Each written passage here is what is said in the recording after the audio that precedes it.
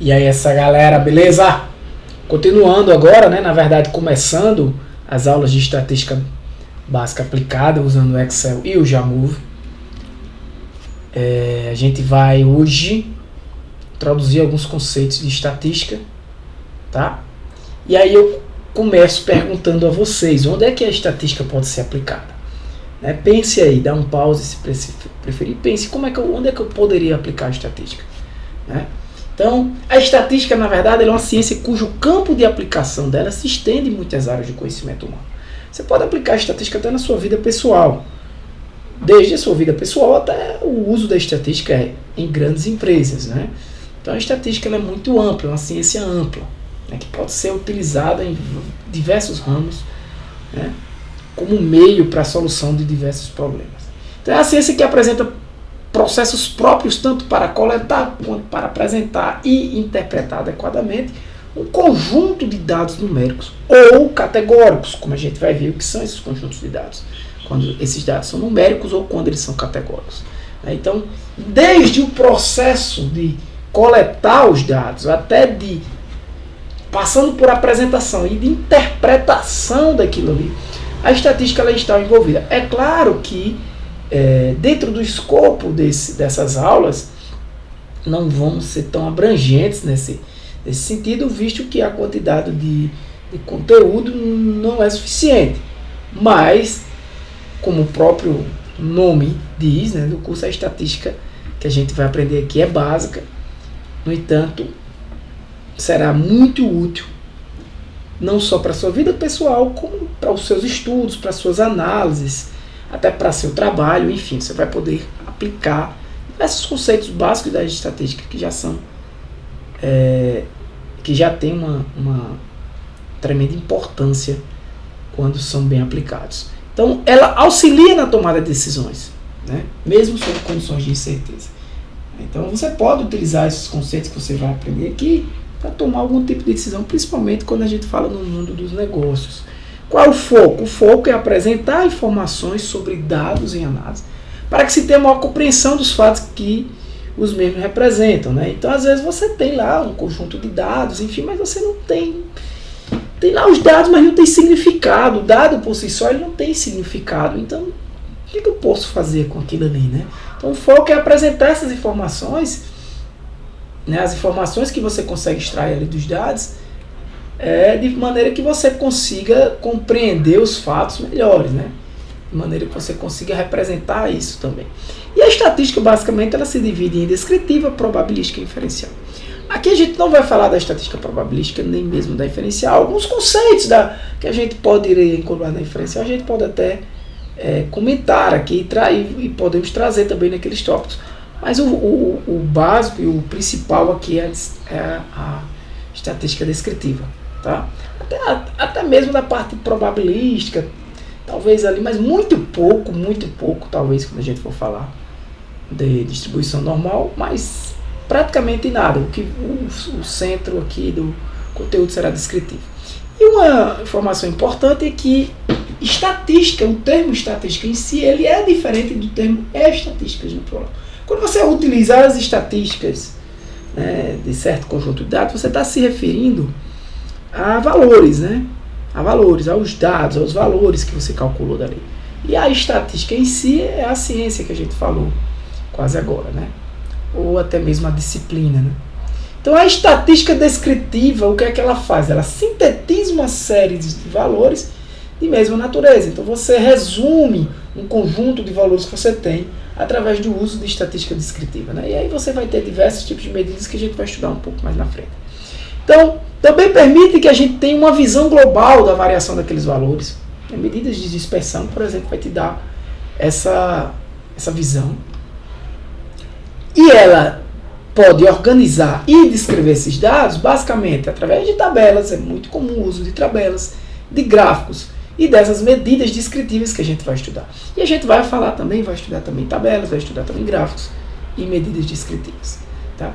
Nessas medidas descritivas a gente vai ver medidas de tendência central, como eu já mostrei para vocês na aula de introdução, na aula de apresentação. Tá? Aqui eu tenho um exemplo de uma tabela, por exemplo. A pessoa coletou aqui um conjunto de valores que ela recebeu, sei lá, na venda de produtos, enfim, durante um ano, né, de janeiro a dezembro. E aí ela teve mês de janeiro negativo, né, dando a entender que ela comprou mais produtos do que vendeu, ou qualquer outra coisa que você queira imaginar. Em fevereiro já teve uma melhora, aí em março deu um pulo, né, bem alto aí no ganho. E aí em abril já caiu, e assim vai. Essa é a forma de apresentação por tabela. Ao lado você tem um gráfico, que a gente vai estudar um gráfico. Que tipo de gráfico é esse depois? Você tem uma linha aqui que vai ligando cada ponto do gráfico aqui, né, do eixo X para o eixo Y, onde o eixo Y você tem os valores, né, de cada mês. Observe que aqui a linha é o zero, né? O mês de janeiro foi negativo, fevereiro melhorou, março deu aquele salto, piorou, papapá. Então, existe vantagem e desvantagem no uso de tabelas, no uso de gráfico, vai depender da sua necessidade, né? É difícil você olhar para uma tabela e dizer o que é que esses dados te dizem. Você não consegue assim. Eu tenho uma medida descritiva aqui, que eu já trouxe, que é a média desses valores, né? Mas nem sempre a média, como a gente vai ver, é a melhor forma de descrever esses valores. Eu posso dizer, em média, essa pessoa aqui, ela lucrou R$ 2.507,83. Sim, beleza, mas talvez a média não represente tão bem esses valores, né? Então, a tabela é um quadro que resume um conjunto de observações, né? Você observou aqui 12 valores, né, por mês, e resumiu aqui. Aqui, por exemplo, ele não trouxe cada venda, por exemplo, que ele fez. Aqui ele está resumindo o valor que recebeu em cada mês, né? As tendências e comparações são apresentadas através de números ou estatísticas, né? São as medidas de impulsão ou de dispersão. É exatamente aqui o que a média faz. A medida de posição, né? Por exemplo, ela posiciona qual centro, né? Esses dados aqui eles estão concentrados. E aí a gente vai estudar essa questão dessa distribuição aqui, se a média seria interessante, se não seria, mais à frente. Mas apenas para vocês conhecerem aqui o que é uma medida, por exemplo, descritiva, a média que todo mundo conhece, né? E acredito que sabe como calcular. É só você somar todos esses valores e dividir pela quantidade de valores, a média aritmética. Os gráficos são a forma de apresentação dos dados, ou seja, observa que nos gráficos você está apresentando a mesma coisa que está aí do lado, mas de maneira diferente. Por exemplo, se eu perguntasse aqui a você agora que está assistindo, qual foi o mês que essa pessoa vendeu mais? Você iria olhar. Se eu desse a você poucos segundos, talvez você não acertasse, né? Olhando para a tabela, tá? Olhando para a tabela. Mas, aparentemente, foi o mês de julho, né? Você demora um pouco, a sua análise vai ser um pouco mais longa. Se você olhar para o gráfico te dá essa resposta mais rápida, porque você olha o ponto mais alto do gráfico e vai ver automaticamente que é em julho.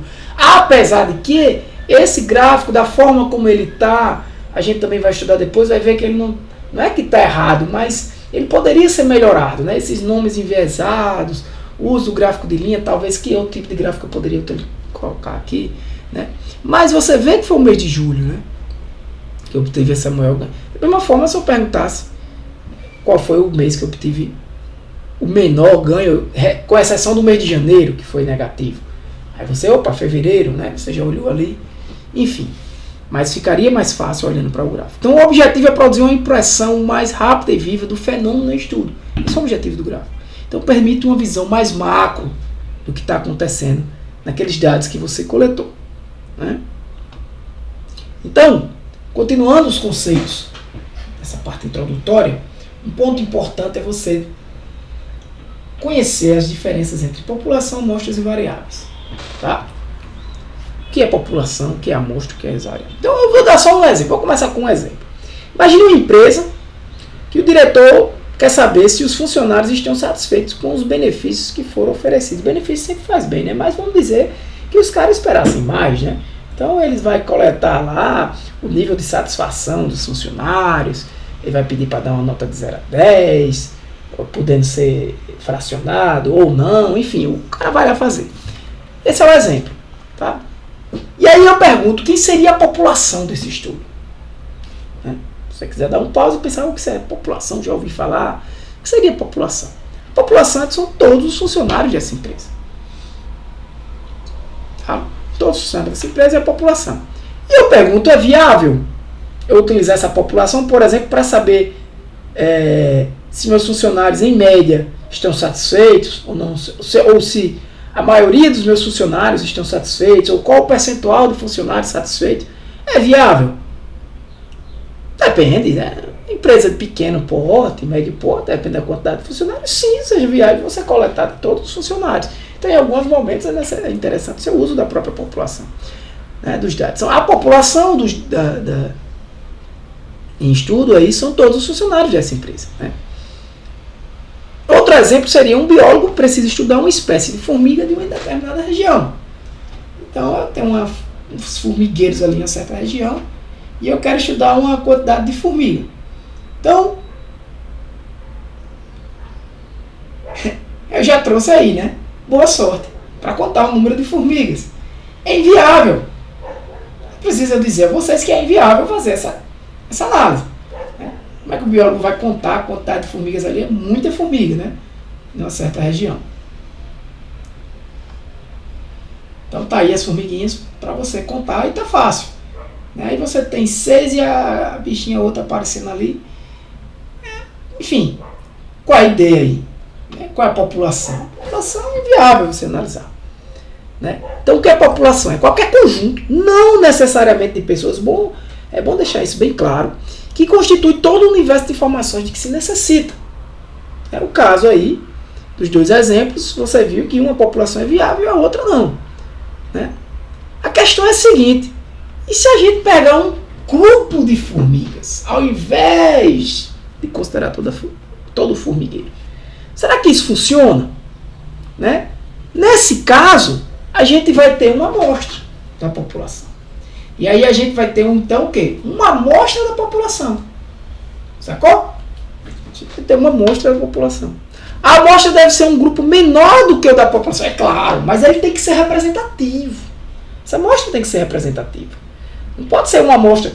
Por exemplo, imagine aí, desculpe se tiver até algum biólogo me ouvindo, mas imagine aí, não sei se isso é possível, mas imagine aí que as formigas elas se separam lá em grupos, né? Como se fosse clãs, até acredito que isso possa acontecer. Aí tem um formigueiro aqui, de um tipo de. Todas do mesmo tipo. Você vai estudar aquele tipo de formiga, todas são daquele mesmo tipo.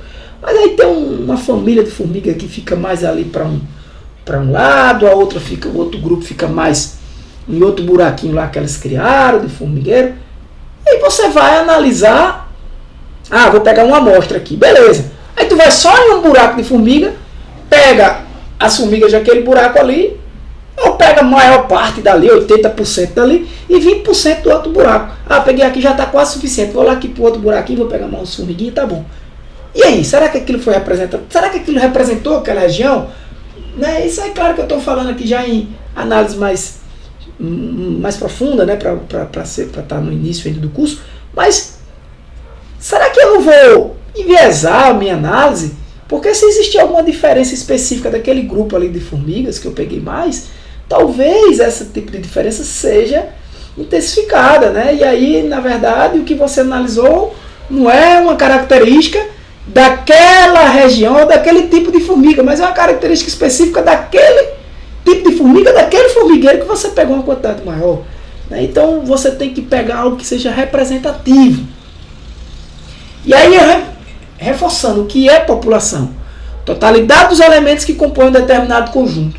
E o que é a amostra? Uma parte dos elementos que compõem a população. Né? Então, a seleção dos elementos que irão compor a amostra pode ser feita de várias maneiras e irá depender do conhecimento que se tem da população e da quantidade de recursos disponíveis. O conhecimento, a expertise do analista é importante nesse momento. Né? Esse estudo eu deixei para análise, para a parte de estatística diferencial. Não vou entrar em tantos detalhes nessa questão da amostra para esse estudo inicial, tá? Mas é importante dizer que há diversas formas de você fazer essa amostragem, né? Os conjuntos de maneira geral, eles podem ser finitos, quando tem um número, né, limitado de elementos, mas pode ser infinitos. Imagine aí qualquer tipo de valor que esteja dentro dos reais, por exemplo. Infinitos. Ou, se você desconsiderar a quantidade de casas decimais, infinitos. Entre 9 e 10 tem infinitos números, né? Entre o valor 9 e o valor 10. Basta você considerar isso aí.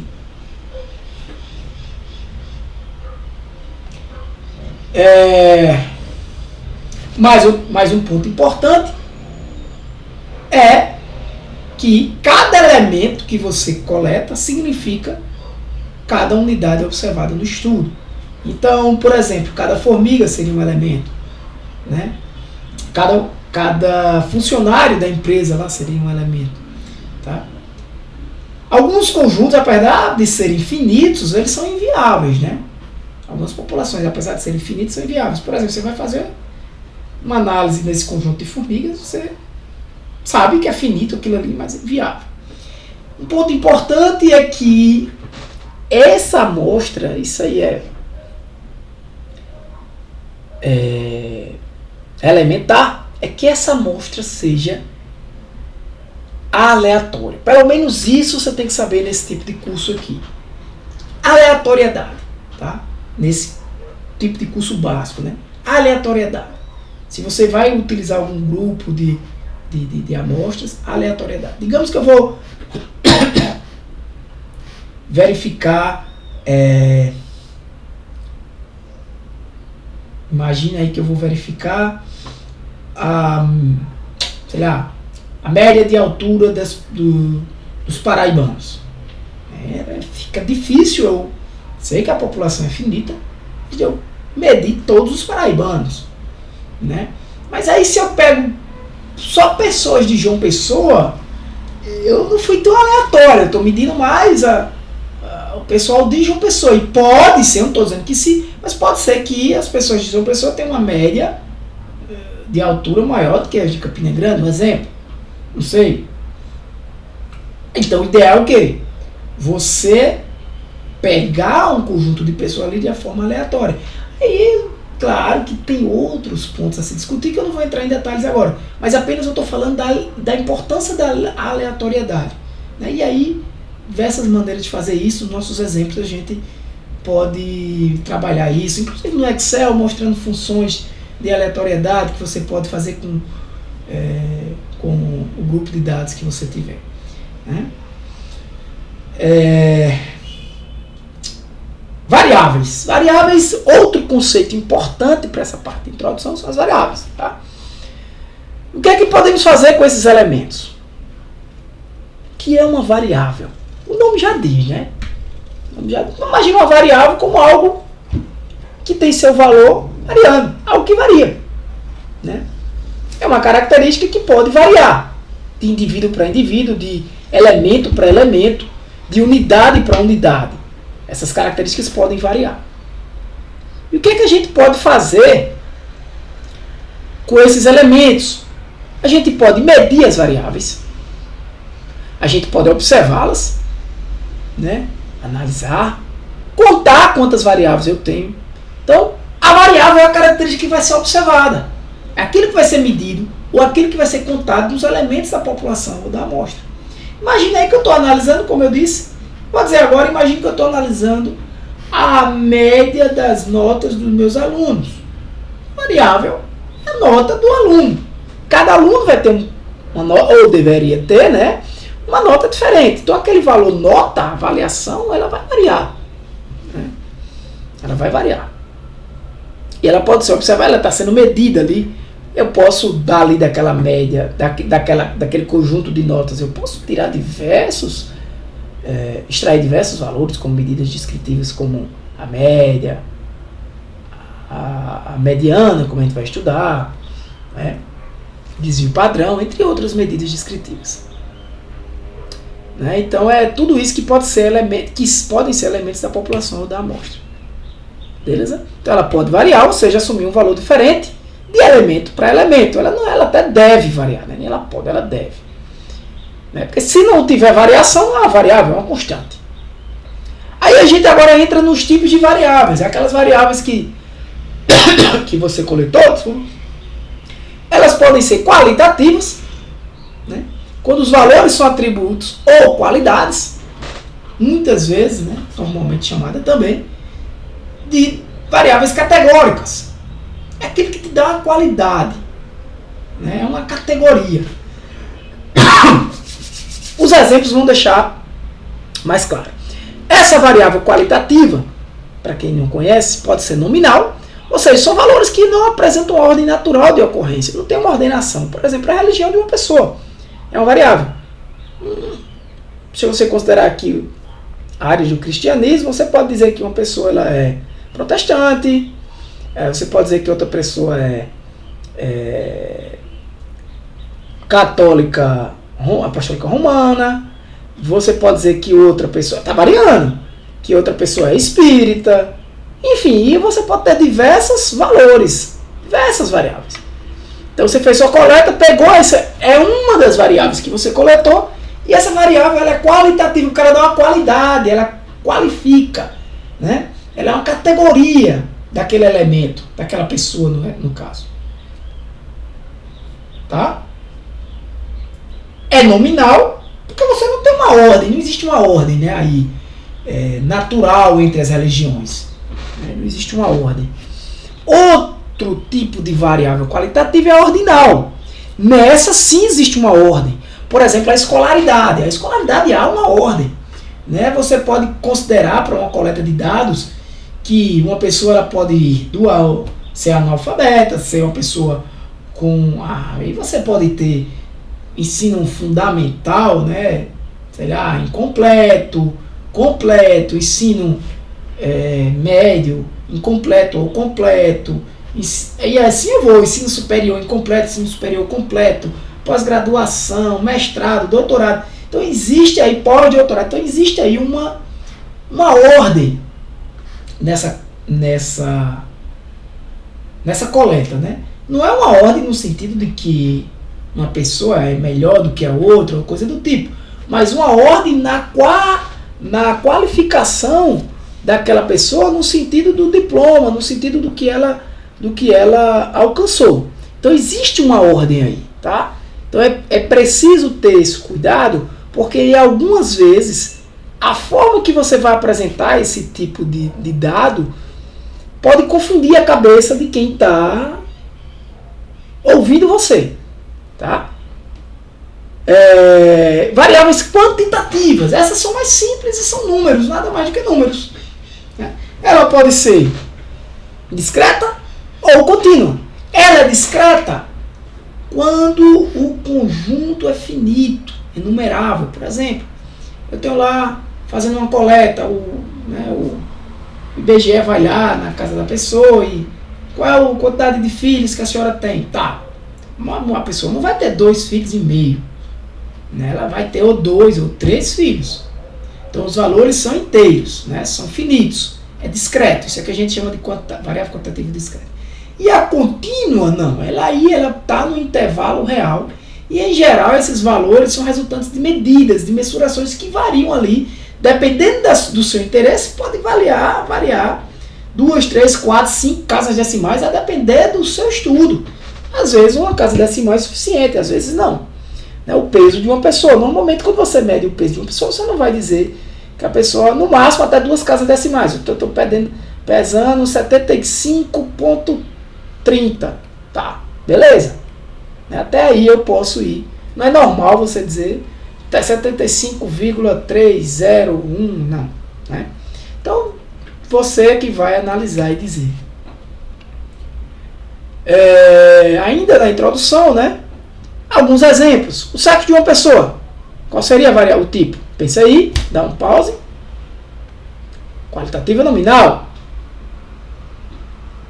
Né? É uma característica, um atributo, é uma categoria. As classes social. Ordinal. Né?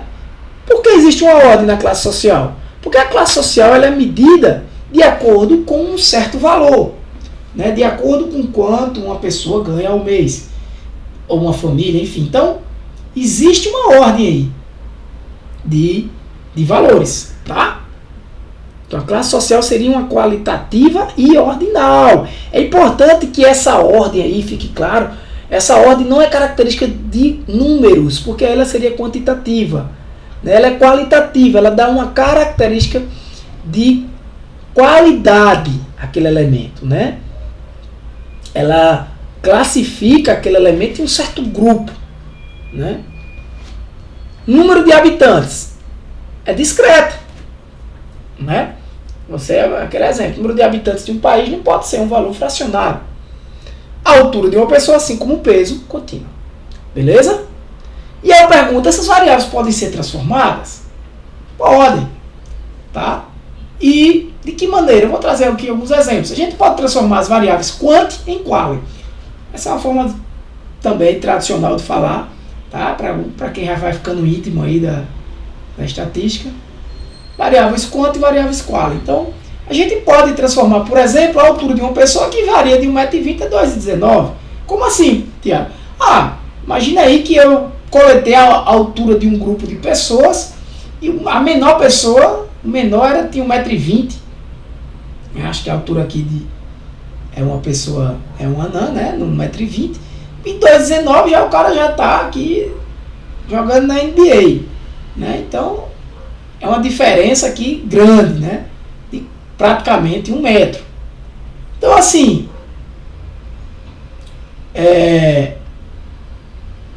os valores coletados estão entre esses dois valores aqui. Dependendo da sua situação, você não quer saber especificamente a média, não quer calcular a média, não quer saber a altura específica das pessoas. Você quer calcular as pessoas em pequena, média e grande, talvez. Né? E aí, para isso, você vai transformar esses dados, as pessoas, aqueles elementos, as pessoas vão deixar de ter 1,20 m para se transformar num grupo chamado pessoas pequenas. Isso não está certo nem está errado, isso vai depender da sua necessidade. Vai depender do seu estudo. Você quer dizer, não, sei lá, uma pessoa é anã, se existe alguma altura específica, não sei, mas até tal altura ou até tais características. Então eu posso classificar aquelas pessoas ali, pessoas como pessoas pequenas, estatura baixa, média, padrão, mais grande, muito grande, gigantismo. O seu estudo é que vai dizer a necessidade. Então os dados eles podem ser usados de forma bruta, na sua análise, que seria utilizar todos esses valores aqui reais, ou categorizar eles por grupo. Essa transformação vai depender dos objetivos da análise que está sendo feita. É você quem vai analisar, você que é conhecedor do negócio que vai dizer. O problema de quando eu transformo é que muita informação ela pode ser perdida. Eu vou deixar de, por exemplo, de saber qual é a média de altura da população, qual é a mediana, qual é o desvio padrão. Eu já não vou ter como calcular isso, porque eu não tenho mais esses valores, né? E eu não vou, se eu quiser saber, digamos que eu classifiquei as pessoas em pequeno, médio e grande, e eu disser quantas pessoas têm de 1,50 m a 2 metros, não vou ter como saber mais. Porque eu tenho pessoas de tamanho médio, que está ali, de tamanho pequeno, vamos dizer, que está ali com 1,50 m, 1,50 m e pouco. Tenho pessoas de tamanho médio nesse intervalo também, com 1,70 m e coisa e tal. E tem uma pessoa de 2 metros que também está no grupo dos grandes, e aí vai ser impossível saber dessa resposta. Então vai depender do que você quer, né? Do que você quer fazer. Então, uma característica que normalmente você perde informação, né? Nessa transformação. O processo inverso pode ser também realizado para uma variável quantitativa discreta. Você pode pensar num processo inverso, mas aí é uma análise mais um pouco mais complexa para quem está começando, porque é perigoso você transformar, por exemplo, imagine aí você pode transformar, por exemplo, para uma discreta, se for interessante, que normalmente não é, um valor categórico, né, para números discretos, mas de forma que você não vai utilizar aquilo ali como um número mesmo, né? Se você for utilizar como se tivesse sentido, por exemplo, você somar aqueles valores inteiros, né? Se você fizer sentido para você, ok. Normalmente, para um estudo inicial, isso não é comum, tá? Pode ser numa análise mais profunda aí para quem trabalha com análise de dados, com a parte de inteligência artificial, machine learning. Talvez isso aí em alguma situação seja necessário, mas não vem nem de perto, né, no escopo desse curso. Beleza? Então, uma revisão aqui. O que é população, totalidade de elementos, o que é amostra. Durante a amostragem da população, a gente coleta uma parte desses elementos e o elemento. Então, cada elemento amostrado, né, a partir de cada elemento, a gente vai extrair informações de interesse. Ou seja, a gente vai extrair quem? As variáveis. O peso da pessoa, a altura, a cor do olho, temperatura corporal, enfim, isso aqui é um exemplo. Pode ser de pessoa, de formiga, de cachorro, do que você quiser. De sistemas, né, de qualquer tipo de análise, de plantas, do que você estiver estudando. Então você tem que ter o conhecimento do que é a população, se é necessário utilizar aquela população. A gente vai ver mais na frente que as fórmulas para fazer alguns cálculos mudam quando você está usando a população e quando você está usando a amostra, né? E o que é para cada elemento que você coleta, você vai extrair valores, né? E cada um dessas características são variáveis que vão alterar de elemento para elemento que é coletado, né? Imagina aqui que você pegou essa amostra aqui, esse conjunto é a população, você pegou um grupo aqui que é as amostras, né? E cada amostra dessa aqui, cada elemento, vai ter uma variável, um conjunto de variáveis, né, que foi coletado. Por que variáveis? Porque o valor para esse carinha aqui é diferente para esse, que pode ser diferente para esse, mas que algumas variáveis de um valor de um elemento para outro também, claro, não vão mudar, principalmente variáveis nominais, né? Por exemplo, duas pessoas aqui podem ter a mesma religião, por exemplo. Tá? E aqui, revisando, o que é a variável qualitativa, atributo, e o que é a variável quantitativa, que são números. Né? Sexo, religião, tipo sanguíneo, são nominais. Escolaridade, classe social, gravidade de uma doença, são qualitativas, ordinais. Número de filhos, número de habitantes, quantidade de dias, são discretas, é uma contagem. Altura, peso, tempo, tudo isso é uma medida, é uma mensuração. E é contínuo. Beleza? Então, concluindo, chegamos aqui no que é um erro amostral. Foi algumas das informações que eu coloquei a mais aqui para esse conteúdo inicial. Não vamos entrar numa área profunda disso aqui, mas vamos iniciar, né? Apenas conceitual que seria um erro amostral. Porque é importante você entender que uma amostra ela nunca vai representar uma população perfeitamente. Entende? Uma amostra nunca vai representar uma população perfeitamente. Ela vai ter erros ali. Imagina que a média, você imagina que a real média da população, imagina isso, de todos os paraibanos, o peso de todos os paraibanos é em média 75 quilos, um exemplo. 70 quilos. Você conseguiu medir todo mundo. Mas aí você pega um grupo de paraibanos. Será que vai dar 75 ali? Pode. Mas é muito provável que existe um erro aí. Então esse erro é o erro que a gente chama de erro amostral, que é exatamente a diferença entre o resultado amostral e o verdadeiro valor populacional. Para aquela variável, tá? É importante dizer que normalmente as variáveis elas são analisadas, né? Estudadas de forma normalmente, pelo menos nesse curso aqui a gente não vai aprofundar tanto quanto a isso, mas de forma separada. Você analisa uma variável, analisa outra variável. Algumas vezes sim claro, é possível relacionar, mas não é o caso aqui para esse curso básico. Então você pode dificultar inferências sobre características da população a partir das amostras, né? Porque se uma amostra não estiver bem realizada, você pode ter um problema ali, né? Tá com um erro amostral muito grande. Então o erro amostral é o valor real da população menos o valor obtido na amostragem. E por que esse erro ocorre? Por quê? Porque dados coletados, dados que foram registrados, ou analisados incorretamente, ou seja, o dado que você coletou, o que você registrou, o que você pegou da amostra ali, né, não é uma representação perfeita. né? Existe uma flutuação amostral e aleatória. O que eu quero dizer com isso? Imagina que tu pega 100 elementos, vamos lá, tu pega 100 paraibanos e tira e pesa os 100, né, de forma aleatória. Depois tu pega e tem uma média. E depois tu pega outros 100 e pesa também. É provável que essas médias de peso sejam diferentes, né? Então é isso que estou falando aqui, nessa flutuação de amostragem. E como é que a gente evita? Como eu já tinha falado para vocês, uma delas aqui, ó. Etapa feita com atenção e, se possível, a segunda verificação. Ou seja, às vezes você tem coletas erradas, você vai pesar uma pessoa, a pessoa pesa 75, o cara está coletando lá, digita 65. Né? Isso pode acontecer também, e isso também pode aumentar o erro amostral.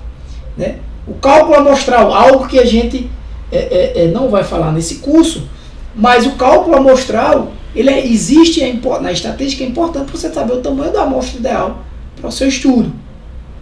Então, se for pertinente, você aumentar essa amostra. Às vezes você tem que analisar o custo disso. Né? Às vezes você tem que analisar. Mais na frente tem um exercício básico, né? A gente não vai utilizar fórmulas de cálculo amostral lá, claro, não estou falando disso aqui, mas a gente tem um exercício básico que vai trazer esse exemplo aí. Né? De qual seria o tamanho ideal aqui dessa amostra que a gente deve fazer. Né? E aí com pequenas contas em matemática, mesmo básico, uma lógica simples, você consegue resolver. E com a ajuda do Excel, claro.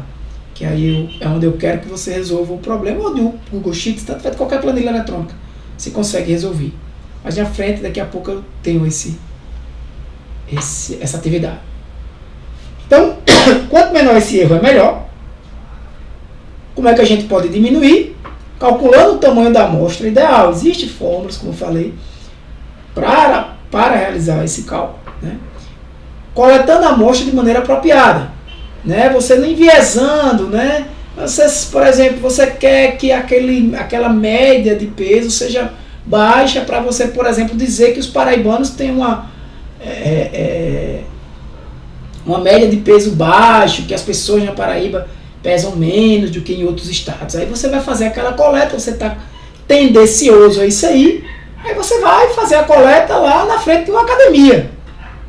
Né? Na frente de uma academia ali, no final do dia já, né? 9 horas da noite, onde só está treinando aquela galera mais fit, que realmente curte tal. Enfim, você pode até pegar, se você considerar só o peso, mas o peso e a altura, ou vou calcular outros valores, né, como percentual de gordura daquela pessoa, você vai enviesar aquilo ali. Porque vai descer um bocado de pessoas que estão praticamente todo dia ali treinando, que normalmente está ali, normalmente são pessoas que se cuidam e tudo mais. Né? Então, talvez, não estou dizendo que seria, mas talvez não seria uma opção boa, né, você fazer esse tipo de teste, né, de coleta. Então tem que ser apropriado, tem que ser totalmente imparcial. Porque é importante saber a existência desse erro, né, para você poder entender a importância do cálculo da amostra.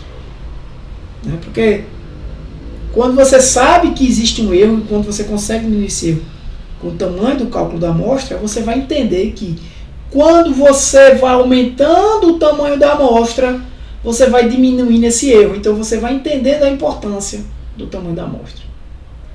De maneira que você vai conseguir, ou seja, para realizar a amostragem adequada. Você vai conseguir realizar a amostragem adequada. Você vai vendo que o cálculo da amostra vai te dando um erro menor. E às vezes você vai percebendo que aquele erro pode chegar um momento que ele não cair mais. Provavelmente porque o tamanho da amostra já é o ideal. Né? E aí eu finalizo essa primeira parte, tá? Com essas 3 atividades em que eu deixo para vocês aí, que tiver no curso comigo, vai precisar me entregar, né, esse material, essas atividades, e a gente vai discutir nas aulas. Então, pessoal, valeu. Por hoje é isso aí. Um abraço. Que Deus abençoe vocês. Fui!